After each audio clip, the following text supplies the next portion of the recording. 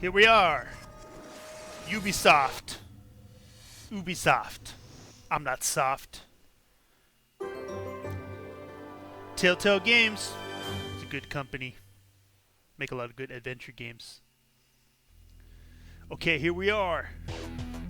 Check this music out. Yeah. Here we go. Here we go. Come on. Bring it. Bring it. Bring it. Bring it. Yeah.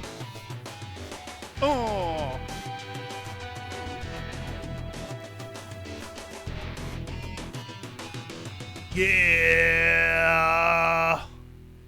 Okay, let's get into the new game. Case 1, Broken Hearted. Here we go.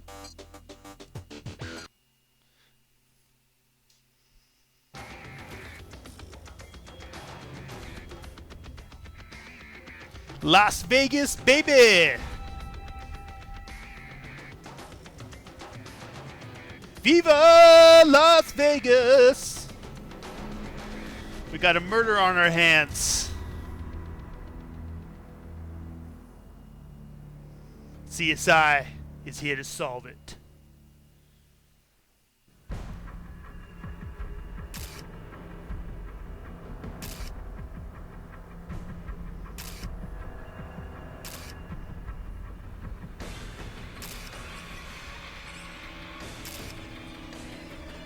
Got 3 programmers.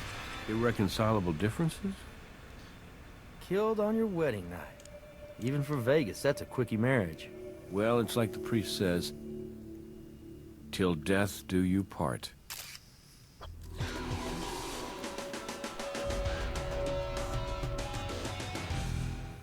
This that new hotshot they hired to replace you?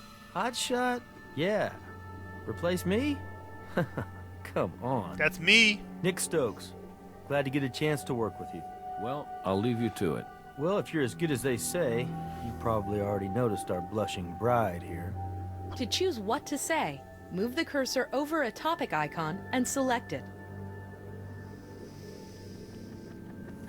So, what do you think? Well, judging by the murder weapon and those cuts across her face and neck, my money's on crime of passion. The groom's missing. That might be a lethal case of cold feet or maybe a jealous ex-boyfriend. And if that's the case, somewhere, our groom might be a second victim. So it looks like she bled out. Yeah, the autopsy will tell us more. Just let Doc Robbins know when you're going to want the body brought down to the morgue. So, do we know her name? She's just Jane Doe for now. I didn't find a purse, an ID, or any luggage in the room. We could be looking at the trifecta: kidnapping, robbery, and murder. So, right now we need to find out who this girl is. Because if this is a crime of passion, then our victim knew her killer. Anything else? Not specifically. Let's get back to it. Hey, do me a favor, will you? Could you finish up the interview with our witness over there? Then you can help me finish processing the scene. It's a busy night. We're short-handed. Oh, and Jim left us a copy of the 911 call. It might be worth a listen.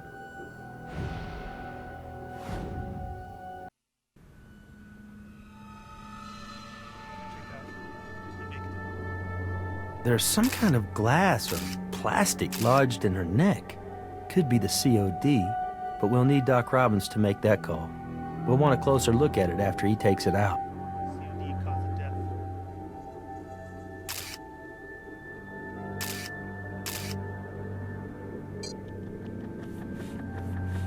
With any luck, our victim's DNA will be in CODIS, and we'll find out who she is.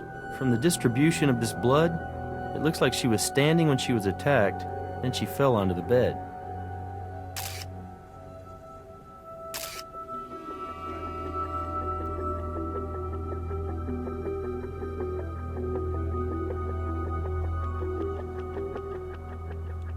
Blood on the carpet also.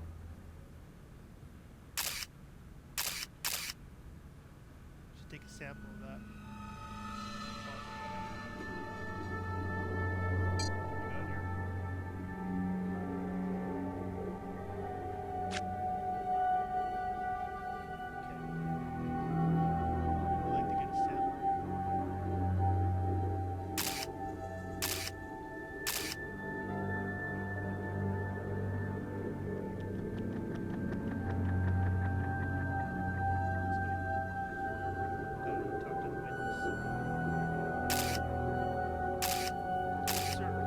May I get your name?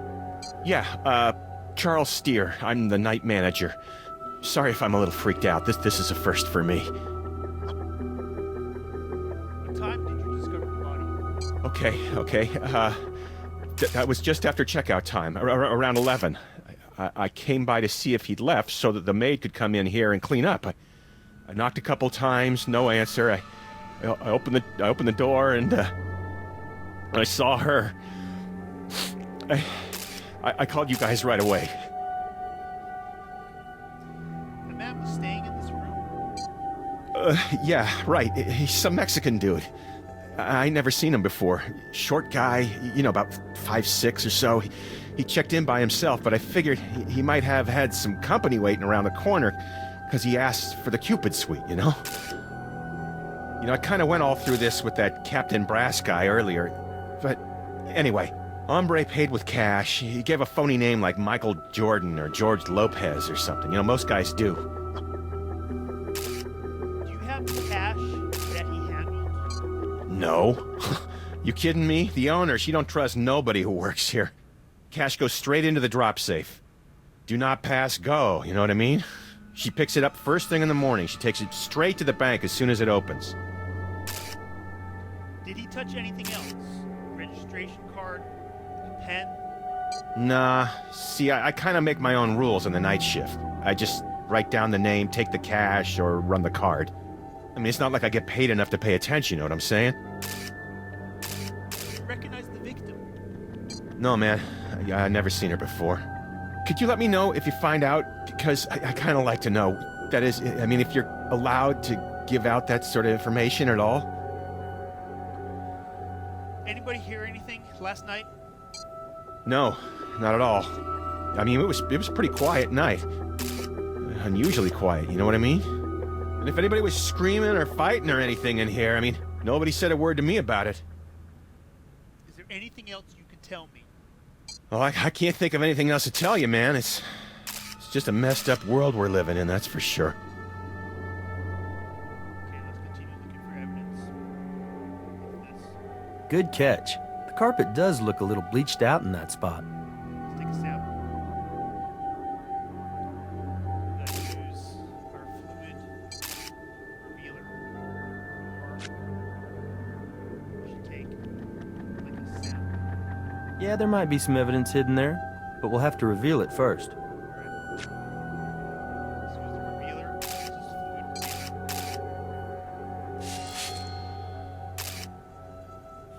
This. Looks like someone tried to clean up. What's this?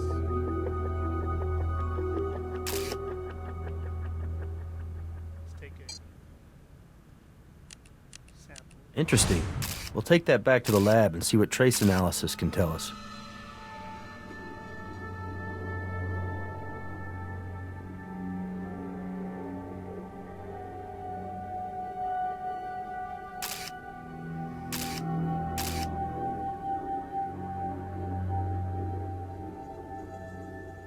Empty. If anyone used the hot tub last night, they took the time to drain it.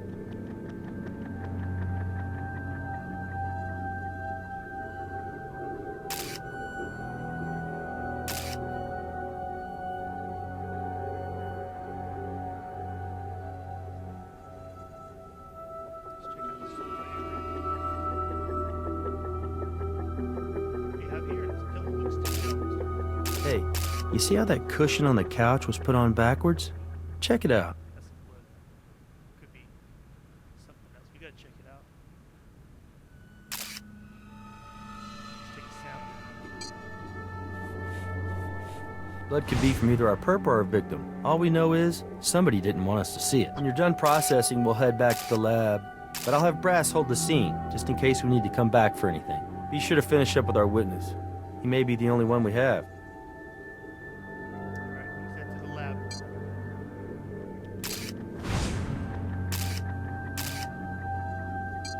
I'll call Doc Robbins down in the morgue and have him send someone out for the body.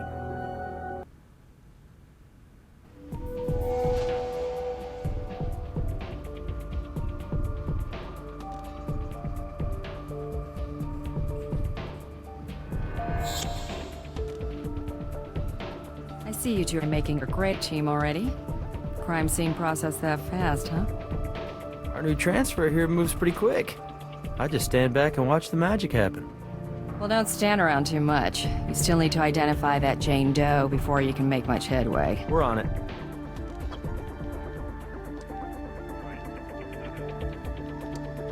Let's head off to the computer. Check out that chemical first. Choose multiple search results. Lines together. Match the lines of evidence. Check out our evidence. We have white powder for the crime scene. Search on it. Alright, we got some possibles here. That lined up. Nope. Yep. Nope. Nope. Yes. Nope. Okay, let's confirm this match. Sodium bicarbonate, citrate, silicate, anionic and non-ionic surfactants. Fragrance. They equal your common, everyday carpet cleaner. Unfortunately, there's no way to determine when it was used, so it won't help us narrow down the timeline. Right. Okay. Let's check out the DNA here. We have the victim's blood from the crime scene. We have some evidence. We have the blood from the carpet at the crime scene. Drag the pieces of DNA from an unidentified sample to fill in an identified sample. So here we have the identified sample. Here we have the blood from the carpet. Let's see if they match.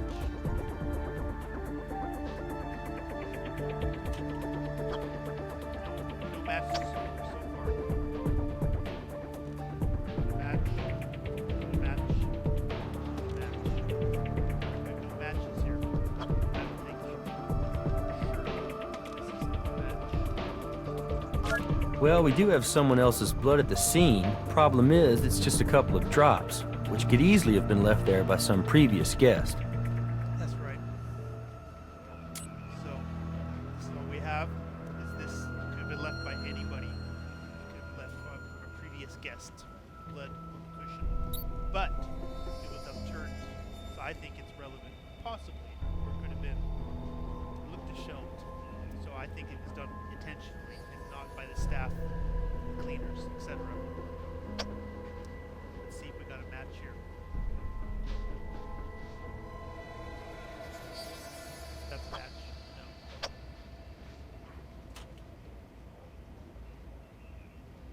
No match so far. Let's try this. Not a match. Not a match. This is neither a match. Blood from the couch cushion is not a match to our Jane Doe, and someone tried to clean it up. So, if we go with our crime of passion theory, our victim struggles with the assailant, but she gets a piece of him. And obviously, he doesn't want to be identified, so as best he can, he cleans up after himself. Right. Makes sense. So that's our purpose. Blood on the couch. So what we got here? Microscope. Document analysis. Pick the correct zoom level to the image to find evidence. Let's see what kind of evidence. Nothing. Documents. We have no documents.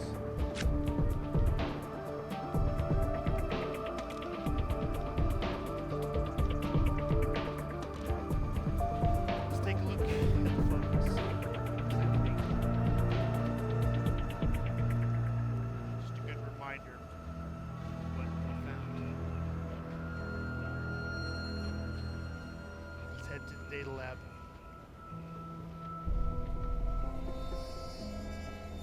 We got the audio from the isolate the important sound compared to another sound if necessary. We have the 911 call. Charles Steer, who we interviewed. So let's listen to his 911 call. Let's play it. Yeah, my name is Charles Steer, and I'm calling to report a murder.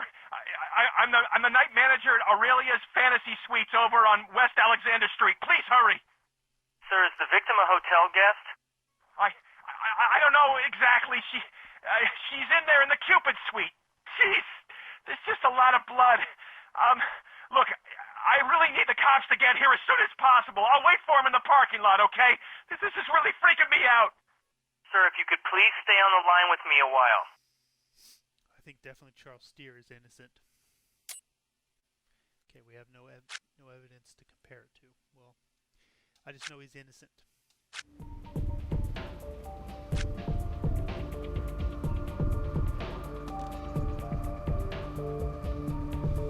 Let's head over to this computer here. Fingerprints, medical database. Go here. We really should take the fingerprints of the victim. Why didn't we do that? We need to do that. So gotta head over to the morgue. Get that done.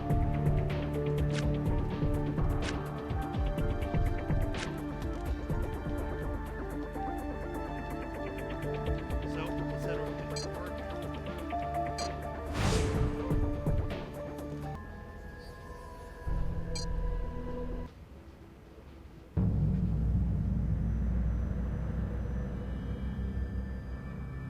Hi, I don't believe I've had the pleasure. I'm Al Robbins. It's nice to meet you. Hi, Al Robbins. Nice to meet you too. Any sign of sexual trauma? No, in fact, the marriage was not consummated at all, consensually or otherwise. Well, at least not last night. Did we find anything out from the talks? Have you met Henry Andrews in Tox yet? Very nice fellow. You'll like him. Well, anyway, according to the Tox panel, your victim's blood alcohol level was .09. She was definitely inebriated. But even if she held her liquor well, I would imagine there had to be some kind of complication with the 1.9 milligrams per liter of benzoyl methylecgonine in her system. Still, that could be considered by some to be a fairly recreational level of cocaine ingestion. Time of death? I'd say your victim's been dead about 8 to 9 hours, which I suppose would put the murder at around 3 in the morning. And what about a COD? A broken heart. Seriously, I removed a shard of broken glass from what looks like it could be a heart-shaped plate or ashtray. It severed the victim's carotid artery, which led to her cause of death being technically exsanguination. But where's the poetry in that? The shard is right over... Oh, here you go. Have you taken her fingerprints yet? Yes, I have them right here for you. Thank you. That's why I came here. Anything else you can tell me? Well, I haven't completed my examination, so I might find out something else. Please feel free to poke around some more now, or you can come back anytime. I'll come back later, maybe. See ya. I hate it when the Vicks don't have ID. Guess you'll have to inspect the corpse down at the morgue for anything identifying characteristic. Alright, let's head down to the morgue.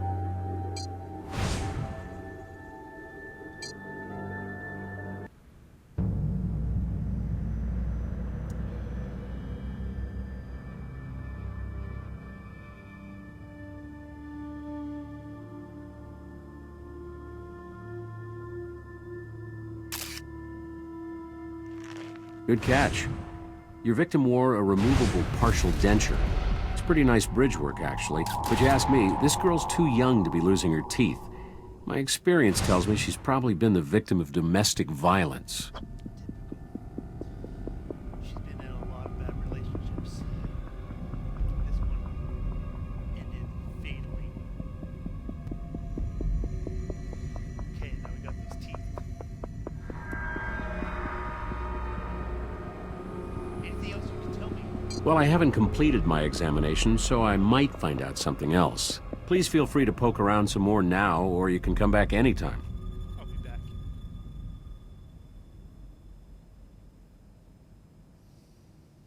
So, take these dentures. Use the lab.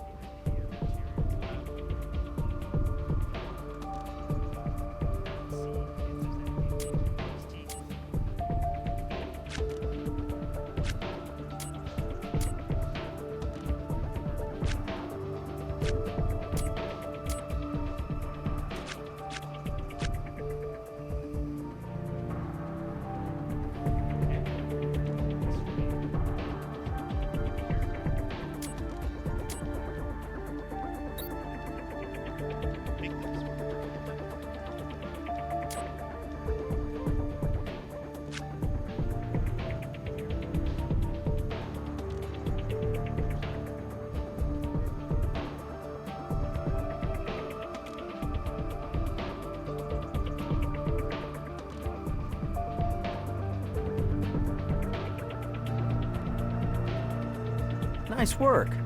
Those ID markers are often better than driver's licenses. Now all we have to do is look it up in the medical database. All right. We're on the track. Let's head over to Data Lab. Medical database.